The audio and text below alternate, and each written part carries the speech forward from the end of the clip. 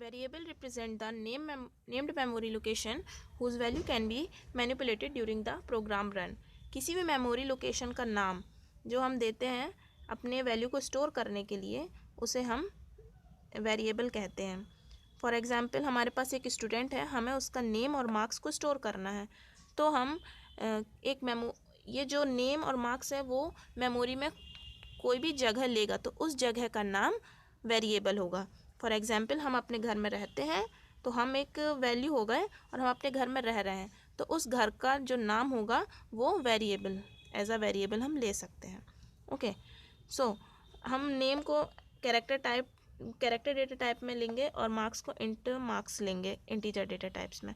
For example हमने I एक variable लिया है जिसका डेटा टाइप है इंटीजर, सो हम इसे ऐसे डिक्लेयर करेंगे, लास्ट में सेमीकोलन लगेगा. There are two values associated with a symbolic variable. अब दो वैल्यूज़ होती हैं किसी भी सिम्बॉलिक वेरिएबल में. ओके, अब जैसे एक फर्स्ट होती है हमारी the data value and second होती है हमारी द लोकेशन वैल्यू. ये दो चीज़ होती हैं वन वेरिएबल के लिए. जब हम कोई भी वेरिएबल लेंगे तो उसके साथ दो वैल्यूज़ एसोसिएट होती हैं. कौन सी, चलिए देखते हैं. किसी भी वेरिएबल्स के साथ दो वैल्यूज़ एसोसिएट होती हैं. फर्स्ट होती है आर वैल्यू, सेकेंड होती है एल वैल्यू मतलब लोकेशन वैल्यू.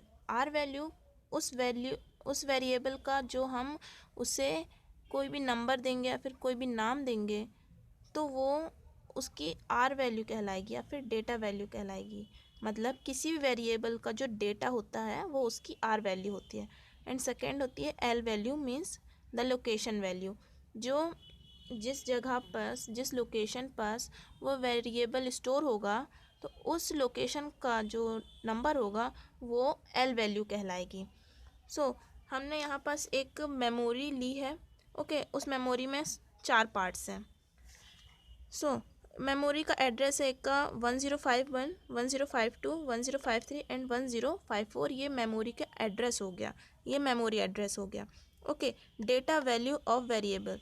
हमने दो वेरिएबल डिक्लेयर किए हैं, ए और बी हमारे दो वेरिएबल्स हैं और वो वेरिएबल्स के नेम है, ये वेरिएबल्स नेम. एंड ए के अंदर स्टोर है 10, बी के अंदर स्टोर है 25. ओके, सो ये data values of stored variable. अब देखिए आर वैल्यू ऑफ ए क्या हुई, आर वैल्यू ऑफ ए ये हमारा, इसकी आर वैल्यू हुई 10 क्योंकि ए के अंदर 10 स्टोर है. और ए की लोकेशन क्या हुई मेमोरी में 1052, तो एल वैल्यू ऑफ ए हो गई 1052. सिमिलरली बी के लिए आर वैल्यू मतलब बी के अंदर क्या स्टोर है 25, तो आर वैल्यू ऑफ बी हो गई 25 एंड एल वैल्यू मतलब बी की लोकेशन क्या है 25 की लोकेशन क्या है. सो हो गई हमारी ये 1054. Thank you.